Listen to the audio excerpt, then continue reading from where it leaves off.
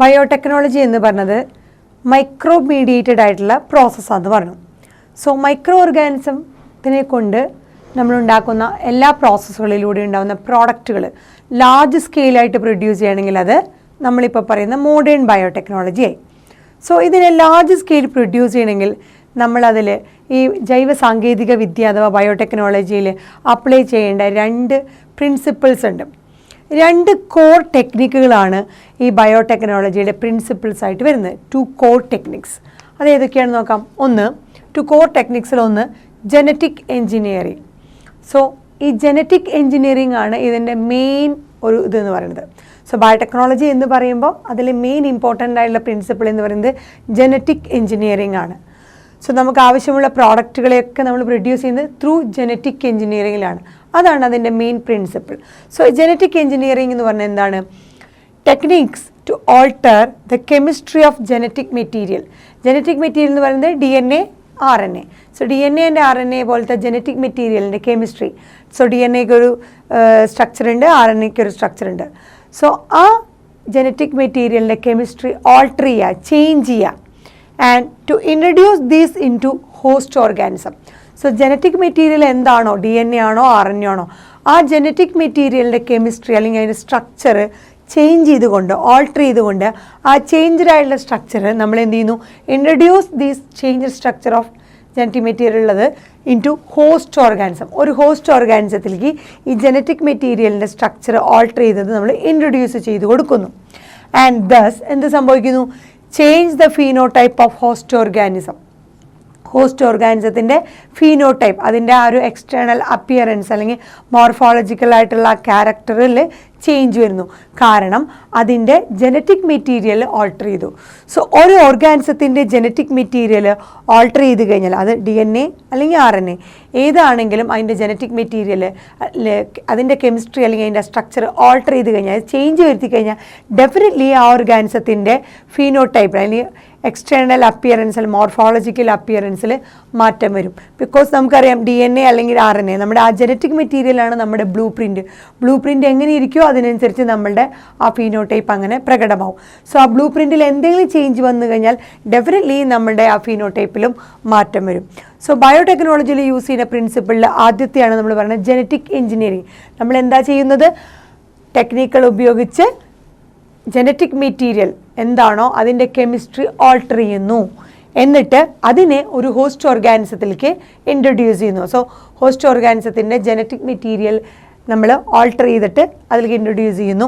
അതിനുശേഷം അപ്പോൾ എന്ത് സംഭവിക്കുന്നു? ഹോസ്റ്റ് ഓർഗാനിസത്തിൻ്റെ ഫീനോടൈപ്പ് മാറുന്നു.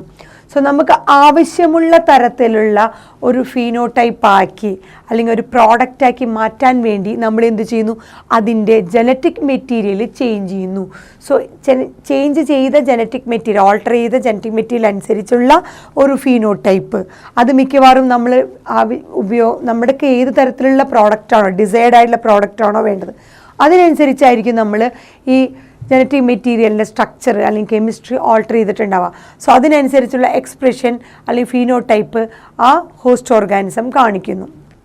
So through genetic engineering genetic മെറ്റീരിയലിൻ്റെ കെമിസ്ട്രി DNA RNA ഏതോ ആയിക്കോട്ടെ ആ ജനറ്റിക് മെറ്റീരിയൽ ഓൾട്ടർ ചെയ്ത് അതിനെ ഹോസ്റ്റ് ഓർഗാനിസത്തിലേക്ക് ഇൻട്രൊഡ്യൂസ് ചെയ്യുമ്പോൾ ആ ഹോസ്റ്റ് ഓർഗാനിസത്തിൻ്റെ ഫീനോടൈപ്പ് മാറുന്നു, ചേഞ്ച് ആവുന്നു. രണ്ടാമത്തെ പ്രിൻസിപ്പിൾ എന്ന് പറയുന്നത് maintenance of sterile or microbial contamination free. Sterile അല്ലെങ്കിൽ മൈക്രോബിയൽ കണ്ടാമിനേഷൻ ഫ്രീ ആയിട്ടുള്ള ആംബിയൻസ് അത് മെയിൻറ്റെയിൻ ചെയ്യുക. ഏതിൽ? കെമിക്കൽ എൻജിനീയറിംഗ് പ്രോസസ്സുകളിൽ. സോ ഈ കെമിക്കൽ എൻജിനീയറിംഗ് പ്രോസസ്സ് നമ്മൾ ജനറ്റിക് എൻജിനീയറിംഗ് നടത്തുന്ന അല്ലെങ്കിൽ കെമിക്കൽ എൻജിനീയറിംഗ് നടത്തുന്ന ആ പ്രോസസ്സുകളിൽ നമ്മൾ തീർച്ചയായിട്ടും മെയിൻറ്റെയിൻ ചെയ്യേണ്ടത് എന്താണ്? മെയിൻ്റനൻസ് ഓഫ് സ്റ്റെറൈൽ, അത്രയും ഹൈജീനിക് ആയിട്ടുള്ള സ്റ്റെറൈൽ ആയിട്ടുള്ള ഒരു ആംബിയൻസ്. ഇവിടെ സ്റ്റെറൈൽ ആംബിയൻസ് എന്ന് ഉദ്ദേശിക്കുന്നത് മൈക്രോബിയൽ കണ്ടാമിനേഷൻ ഫ്രീ, മറ്റ് മൈക്രോ ഓർഗാനിസത്തിൻ്റെ കണ്ടാമിനേഷൻ ഇല്ലാത്ത ഒരു ആംബിയൻസ്. സോ മൈക്രോബ്സ് ഇല്ലാത്ത നമുക്ക് ഏത് ഡിസൈഡ് ടൈപ്പ് മൈക്രോ ഓർഗാനിസത്തിനെ മീഡിയേറ്റ് ചെയ്തിട്ടാണോ നമ്മൾ പ്രോസസ്സുകൾ ചെയ്ത് പ്രോഡക്റ്റ് ഉണ്ടാക്കുന്നത് അത് മാത്രമേ പാടൂ. വേറെ ഒരു അൺവാണ്ടഡ് മൈക്രോ ഓർഗാനിസം ഉണ്ടാവാൻ പാടില്ല. അതാണ് മെയിൻ്റനൻസ് ഓഫ് സ്റ്റെറൈൽ ആംബിയൻസ് അല്ലെങ്കിൽ മൈക്രോബിയൽ കണ്ടാമിനേഷൻ ഫ്രീ. മറ്റ് മൈക്രോ ഓർഗാനിസത്തിൻ്റെ സാന്നിധ്യം അവിടെ ഉണ്ടാവാൻ പാടില്ല. അങ്ങനത്തെ ഒരു ആംബിയൻസ് ആണ് കെമിക്കൽ എൻജിനീയറിംഗിൽ വേണ്ടത്. സോ അതാണ് രണ്ടാമത്തെ ടെക്നിക്ക്. അതുവഴി എന്തുണ്ടാവും? It enables the growth of only desired microbe. നമുക്ക് ആവശ്യമുള്ള മൈക്രോ ഓർഗാനിസത്തിൻ്റെ ഗ്രോത്ത് മാത്രം നടക്കുന്നു. അഥവാ യുക്കാരിയോട്ടിക് സെൽ, നമുക്ക് ആവശ്യമുള്ള യുക്കാരിയോട്ടിക് സെൽ അല്ലെങ്കിൽ നമുക്ക് ആവശ്യമുള്ള മൈക്രോബ്സിൻ്റെ ഗ്രോത്ത് മാത്രം നടക്കുന്നു ഇൻ ലാർജ് ക്വാണ്ടിറ്റീസ്, വലിയ ക്വാണ്ടിറ്റി, വിപുലമായി ആ മൈക്രോ ഓർഗാനിസത്തിൻ്റെ അല്ലെങ്കിൽ ആ യുക്കാരിയോട്ടിക് സെല്ലിൻ്റെ നമ്മൾക്ക് ഏതാണോ ഡിസൈർഡ് ആയിട്ടുള്ളത് അതിൻ്റെ മാത്രം ഗ്രോത്ത് നടക്കുന്നു. ഫോർ ദ മാനുഫാക്ചർ, അപ്പോൾ എന്ത് സംഭവിക്കുന്നു? We can manufacture the biotechnological product. Biotechnological പ്രോഡക്റ്റുകളായ ആൻറ്റിബയോട്ടിക്സ്, വാക്സിൻ, എൻസൈം.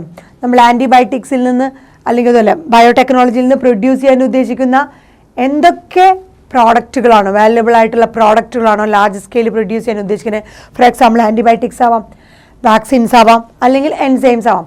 ഈ ആൻറ്റിബയോട്ടിക്സ്, വാക്സിൻസ്, എൻസൈം പോലുള്ള ബയോടെക്നോളജിക്കൽ പ്രോഡക്റ്റുകളെ നമുക്ക് നമ്മുടെ ആവശ്യത്തിന് അത് മാത്രം പ്രൊഡ്യൂസ് ചെയ്യാൻ സാധിക്കുന്നു. എങ്ങനെയാണെങ്കിൽ ഒരു സ്റ്റെറൈൽ അല്ലെങ്കിൽ മൈക്രോബിയൽ കണ്ടാമിനേഷൻ ഫ്രീ ആയിട്ടുള്ള ഒരു ആംബിയൻസ് കെമിക്കൽ എഞ്ചിനീയറിംഗ് പ്രോസസ്സുകളിൽ നമ്മൾ അപ്ലൈ ചെയ്യുകയാണെങ്കിൽ നമുക്ക് ഡിസൈർഡ് ആയിട്ടുള്ള മൈക്രോ ഓർഗാനിസവും അത് നമുക്ക് ആവശ്യമുള്ള യുക്കാരിയോട്ടിക് സെല്ലുകൾ മാത്രം ലാർജ് ക്വാണ്ടിറ്റീസിൽ പ്രൊഡ്യൂസ് ചെയ്യും.